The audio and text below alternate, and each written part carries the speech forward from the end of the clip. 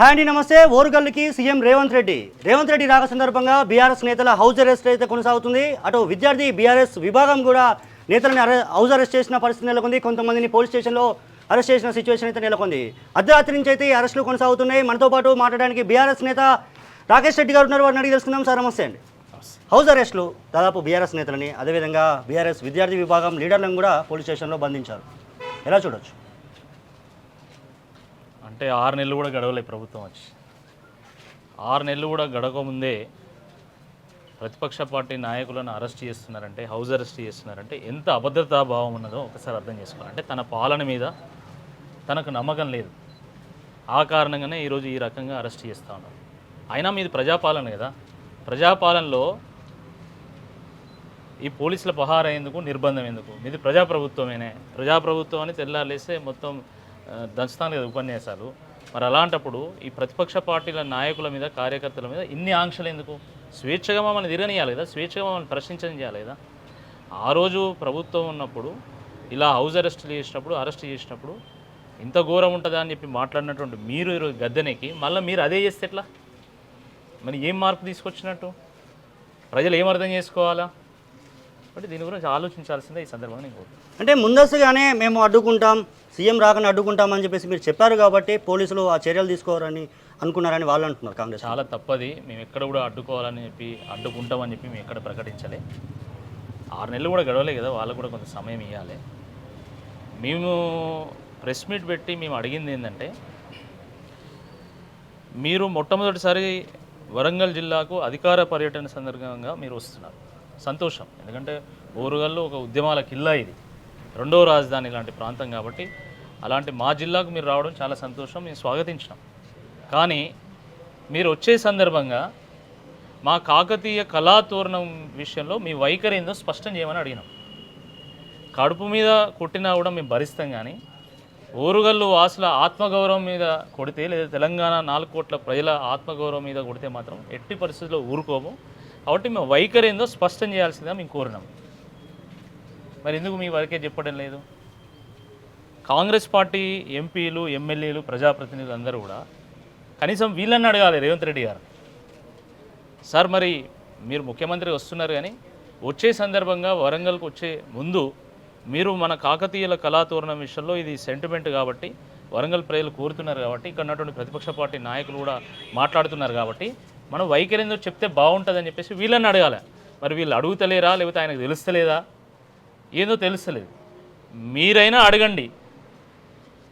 లేదు ఆయన వైఖరి చెప్పకపోతే మీరు రేవంత్ రెడ్డి గారి ఇంటి ముందు పోయి మంచిగా టెంట్ వేసుకొని కూర్చొని ఆయన వైఖరి ఏందో చెప్పాల్సిందిగా డిమాండ్ చేయండి. లేకపోతే ప్రజలే మీ ఇళ్ళ ముందుకు వచ్చి అడుగుతారు. ఈరోజు టెంట్లు వేసుకొని కూర్చొని అడగపోవచ్చు, కానీ ఖచ్చితంగా మిమ్మల్ని మాత్రం నిలదీస్తాం. ఒకటి. రెండవది, మీరు మొట్టమొదటిసారి వరంగల్కి వస్తున్నారు. వచ్చే సందర్భంగా ఇది అధికారిక పర్యటన కాబట్టి వచ్చుడొచ్చుడకి ఈ ప్రైవేట్ హాస్పిటల్ పోయి, కార్పొరేట్ హాస్పిటల్ పోయి దాని ఓపెన్ చేసుడేంది నాకు అర్థం కాదు. వరంగల్కు అదేవిధంగా మొత్తం ఉత్తర తెలంగాణ ఎక్కడెక్కంచెలో వస్తారండి. రామగుండం, గోదావరికని, మంచిర్యాల, చెర్ల, కుంట్ల, తర్వాత మన భద్రాచలము, ఇలాంటి ఈ ప్రాంతాల నుండి కూడా మన ఎంజిఎంకి వస్తారు వైద్యం కోసం. ఉత్తర తెలంగాణకి పెద్ద మహారాష్ట్ర, ఛత్తీస్గఢ్, గడ్చిరోలు కానీ, సిరోంచ్ కానీ ఇలాంటి అనేక ప్రాంతాల నుంచి కూడా వైద్యం కోసం వస్తారు ఇక్కడికి. మరి అలాంటి ఎంజిఎంలో ఈరోజు సమస్యలు రాజ్యమేలుతున్నాయి. అలాంటి ఆ ఎంజిఎంను సందర్శించకుండా, లేదా గత ప్రభుత్వము ఒక విజన్తో ప్రారంభించినటువంటి ఆ 24 అంతస్తుల మల్టీ సూపర్ స్పెషాలిటీ హాస్పిటల్ను సందర్శించి ఆ పనులను పర్యవేక్షించకుండా మీరు కార్పొరేట్ హాస్పిటల్ ఉంది కదా, అది ఎప్పుడు వచ్చింది? అంటే ప్రతిపక్ష పార్టీ నాయకులు మాట్లాడేంత వరకు అధికారిక పర్యటన ఎట్లా ఉండాలని కూడా సీఎంకు తెలియకపోతే ఇంకేం చెప్తాం? మేము మాట్లాడినాక వాళ్ళు సూపర్ స్పెషాలిటీ హాస్పిటల్ను వాళ్ళ షెడ్యూల్లో పెట్టుకున్నారు. సంతోషం, దాంతో ఇబ్బంది ఏం లేదు. సరే, అంటే ప్రజల నుండి కానీ ప్రతిపక్ష పార్టీ నుంచి వచ్చేటువంటి సూచనలు మీరు స్వీకరిస్తున్నారు. దాని విషయంలో నిజంగా మీకు ధన్యవాదాలు తెలియజేస్తున్నాను. ఎందుకంటే ఈ రాజకీయ పట్టింపుల కంటే ముఖ్యమైనటువంటిది ప్రజల కోణంలో జరిగేటువంటి అభివృద్ధి, సంక్షేమ కార్యక్రమాలు. మేము ప్రజల కోణంలో అడిగిన తప్ప మిమ్మల్ని ఏదో బదనాం చేయాలనేటువంటి ఆలోచన మాకు లేదు. Right. Multi super speciality hospital అన్నారు, 24 ఫ్లోర్స్ అని చెప్పేసి ఏమో బీఆర్ఎస్ నేతలు అప్పుడు ఉన్న మాజీ సీఎం చెప్పారు. బట్ ప్రస్తుతం 12 ఫ్లోర్లు సరిపోతుంది, అదంతా అవసరం లేదంటున్నారు. కొత్త వాయిస్ వస్తుంది. సరే అదేదో మాట్లాడినాయండి, ముఖ్యమంత్రి గారు మాట్లాడినప్పుడు తప్పకుండా మేము స్పందిస్తాం. అసలు 12 ఫ్లోర్లు ఎందుకు అంటున్నాడు అంటే మీరు పైసలు వెచ్చించలేకనా, లేదా గత ప్రభుత్వం ప్రారంభించిన దాన్ని మేమెందుకు ముందు తీసుకెళ్లాలనేటువంటి ఒక దురహంకారమా, అసలు ఏంది, లేకపోతే వరంగల్ అంటే చిన్న చూపా, లేదా ఉత్తర తెలంగాణ అంటే చిన్న చూపా, ఏందో తేలాలి కదా. ముఖ్యమంత్రి గారు మాట్లాడిన తర్వాత దానికి ధీటైనటువంటి సమాధానం ఉంటుంది, మామూలుగా ఉండదు ఇక.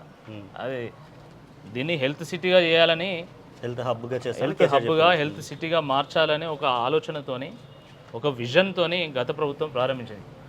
ప్రభుత్వం ఏదైనా కానివ్వండి, ప్రజల కోణంలో ఏ ప్రభుత్వం అయినా కూడా, అది కేంద్రంలో ఉన్నటువంటి బీజేపీ ప్రభుత్వం అయినా, ఇప్పుడున్నటువంటి కాంగ్రెస్ ప్రభుత్వం అయినా, గతంలో ఉన్నటువంటి టీఆర్ఎస్ ప్రభుత్వం అయినా ఆలోచన చేసినప్పుడు అందరం కూడా దాన్ని స్వాగతించాలి. అంతేగాని మేము ఆపోజిట్ ఉన్నాం కాబట్టి మేము దీన్ని అది చేస్తాం ఇది చేస్తాం ఇలాంటి దుర్మార్గాలు కనుక చేస్తే తప్పకుండా దాని ధీటైనటువంటి సమాధానం ఉంటుంది. అట్లా చేయదని అనుకుంటున్నాను. అట్లేం చేయదు, ఎందుకంటే వాళ్ళు కూడా కోట్లాది మంది ప్రజలు ఓట్లు వేస్తే ఆ ఓట్ల ఆశీర్వాదంతో వాళ్ళు పరిపాలనలోకి వచ్చింది కాబట్టి వాళ్ళు అట్లాంటి తప్పులు చేయరని నేను అనుకుంటున్నాను. వేచి చూద్దాం.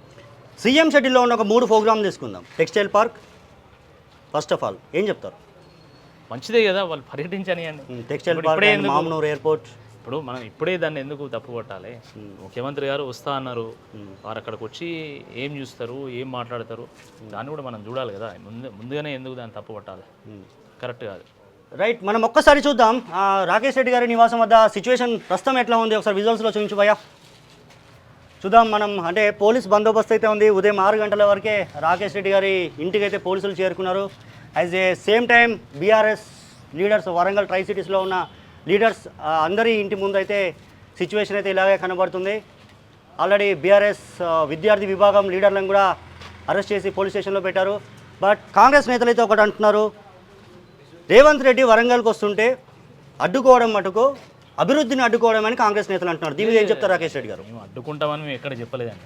పార్టీ పరంగా ఎక్కడ కూడా మేము అడ్డుకుంటామని చెప్పలేదు. అంటే వాళ్ళే డిసైడ్ అయ్యారు అనుకోవచ్చా? లేదు, ఎవరు డిసైడ్ అయ్యారు? కాంగ్రెస్ వాళ్ళు. అదే కదా, నేను అదే చెప్పిన కదా, పాపం వాళ్ళ పాలన మీద వాళ్ళకి నమ్మకం లేదు కాబట్టి పుసుకున్న వీళ్ళు ఏమైనా చేస్తారేమో, మా ఉన్న పరువు పోతుంది అనేటువంటి ఒక భయంతో అట్లా చేస్తాను. అంతే తప్ప మేము ఎక్కడ అడ్డుకుంటామని చెప్పలేదు. అడ్డుకోవాల్సిన అవసరం ఏంటండి? నిజంగా ప్రభుత్వం మీద కోపం ఉన్నాడు, ప్రజలే అడ్డుకుంటారు. మేము అడ్డుకునేది నాకు అర్థం కాదు. విద్యార్థి విభాగం వాళ్ళు ఇప్పుడు ఈ విద్యా సమస్యల మీద కానీ, లేకపోతే ఈ జాబ్ విషయంలో మీరు ఇచ్చిన మాట నిలబెట్టుకోవాలి, లేకపోతే ప్రజలే అడ్డుకోవాల్సి వస్తుంది అని చెప్పేసి వాళ్ళు చెప్పినట్టున్నారు.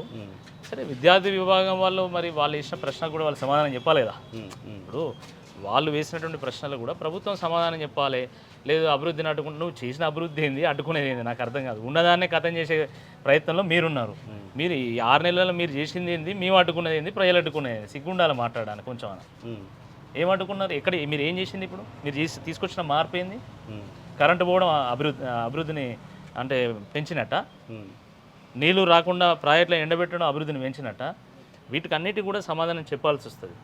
ఇట్ ఈస్ టూ ఎర్లీ కాబట్టి ఇప్పుడే ఏదో పెద్ద విమర్శలు చేసి దీన్ని ఏదో చేయాలనే, బదనాం చేయాలనేటువంటి ఆలోచన మాకు లేదు. రేవంత్ రెడ్డి గారి వాయిస్ వరంగల్లో ఎలా ఉండబోతుందో ఇప్పటివరకైతే మనకు తెలియదు. బట్ మీరేం కోరుకుంటున్నారు? మేము చెప్పినాం కదా, ఇప్పుడు రేవంత్ రెడ్డి గారు మొట్టమొదటిసారి వస్తున్నారు. కొట్లాడి ప్రభుత్వంలోకి వచ్చినటువంటి ఒక వ్యక్తి, కష్టాలు ఏందో నష్టాలు ఏందో, తర్వాత ప్రజలు ఏం కోరుకుంటున్నారో తెలిసినటువంటి వ్యక్తి అని చెప్పి మేము భావిస్తున్నాం. కాబట్టి వీఆర్ వెయిటింగ్. వరంగల్ 2వ రాజధాని లాంటిది. ఇది ఒక కళా రాజధాని, ఒక సాంస్కృతిక రాజధాని, రాజకీయంగా చాలా ప్రాముఖ్యత కలిగినటువంటి ఒక జిల్లా ఇది. కాబట్టి ఈ జిల్లా విషయంలో అభివృద్ధి ప్రణాళిక ఎట్లుంటుందో వేచి చూడాలి. దీన్ని ఒక భవిష్యత్తు నగరంగా తీర్చిదిద్దాలనేది మా కోరిక. దీన్ని 2వ రాజధానిగా ప్రకటిస్తే ఇంకా సంతోషం అని చెప్పి మేము అనుకుంటా ఉన్నాము. సో మేమందరం కూడా వెయిట్ చేస్తున్నాం ముఖ్యమంత్రి గారు ఏం చెప్తారు. ఇక్కడ అనేక సమస్యలు కదా, నేను గతంలో కూడా నేను చాలా సందర్భాల్లో నేను ప్రస్తావించిన, ఈ నగరానికి మొత్తం కూడా అండర్ గ్రౌండ్ డ్రైనేజ్ కావాలి, దీనికి మాస్టర్ ప్లాన్ కావాలి, ఇక్కడ మడికొండ దగ్గర ఉన్నటువంటి డంపింగ్ యార్డ్ని కాస్త తొలగించాలి. దాని తర్వాత హైదరాబాద్ తర్వాత ఈ సాఫ్ట్వేర్ కంపెనీస్కి మొత్తం అత్యంత అనుకూలమైనటువంటి ఒక ప్రాంతం ఇది. దాని పరంగా దీన్ని ఒక ఐటీ హబ్గా దీన్ని తీర్చిదిద్దాల్సినటువంటి అవసరం ఉంది. పరిశ్రమలు తీసుకురావాలి. బీఆర్ఎస్ పార్టీ చేయలేదంటారు ఇవన్నీ? అట్లా ఏం లేదు, బీఆర్ఎస్ ప్రభుత్వం కూడా కొన్ని చేసింది. ఓకే, ఇంకా కొన్ని మిగిలి ఉన్నాయి. ఇప్పుడు ఏ ప్రభుత్వం అయినా కూడా కొన్ని అభివృద్ధి కార్యక్రమాలు మొదలు పెడుతుంది, కానీ ఇంకా మొత్తం రాబోయేటువంటి 30 ఏళ్ళకి గాను రాబోయేటువంటి జనరేషన్కి కావాల్సినటువంటి అభివృద్ధి పనులన్నీ కూడా ఒకటే ప్రభుత్వం పూర్తి చేయదు. గత ప్రభుత్వం కొన్ని పనులు చేసింది.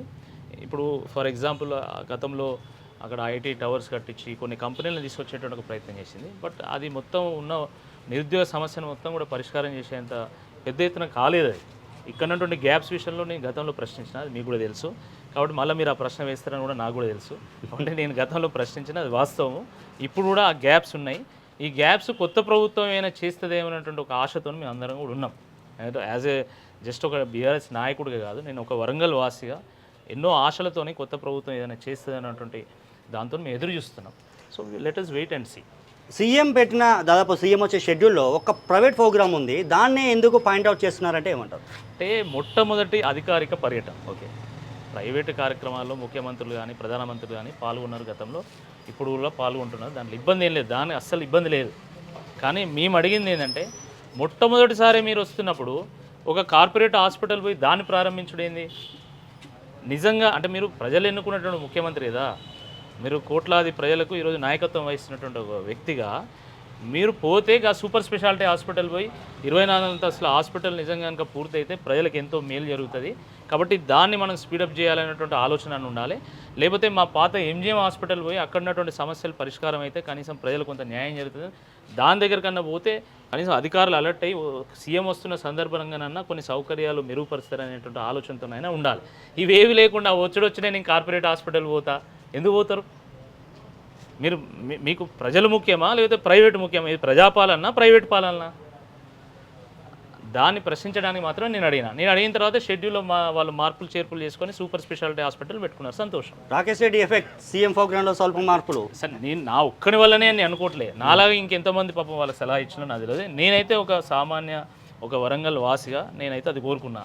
ముఖ్యమంత్రి స్థాయిలో ఆయన ప్రజలకు మేలు చేపించేటువంటి ఏదైనా కార్యక్రమంలో పాల్గొంటే బాగుంటుంది అని చెప్పేసి. నువ్వు ప్రైవేట్ హాస్పిటల్ పోతే పో, ఫస్ట్ ఎంజిఎంకి రావాలి, సూపర్ స్పెషాలిటీ హాస్పిటల్కి వచ్చిన తర్వాత మీరు పోండి, అప్పుడు ఒక మంచి మెసేజ్ వెళ్తుంది. నేను అంతే తప్ప వేరేం లేదు. 5 ఏళ్ళు ఉంటుందండి ఈ ప్రభుత్వం. ఇప్పటికిప్పుడు మేము ఏదో ఆయన మీద పడి చేసేది కూడా మేము ఏం లేదు. కొంత మంచి చేయాలనేటువంటి ఒక ధోరణితో మాత్రమే మాట్లాడినా. ఫైనల్గా ఏం చెప్తారు సార్? ఫైనల్గా ఒక్కటే, అంటే ప్రజలు మార్పు కోరుకున్నారు. మార్పు అంటే ముఖ్యమంత్రిలో మార్పు లేకపోతే ఎమ్మెల్యేలో మార్పు కాదు, నిజంగా ప్రజల జీవన ప్రమాణాల్లో మార్పు రావాలి అనేటువంటి కోరికతోని ప్రజలు ఓట్లు వేసినారు. కాబట్టి ఆ మేరకు ప్రభుత్వం పనిచేస్తుందని చెప్పేసి మనం ఆశిద్దాం. రైట్, చూసినాం రాకేష్ రెడ్డి గారు అయితే వాయిస్. ఖచ్చితంగా సీఎం రేవంత్ రెడ్డిని అడ్డుకుంటామైతే మేము ఎక్కడా చెప్పలేదు, బట్ ముందస్తు అరెస్టులు అయితే మా మీద కొనసాగుతున్నాయి.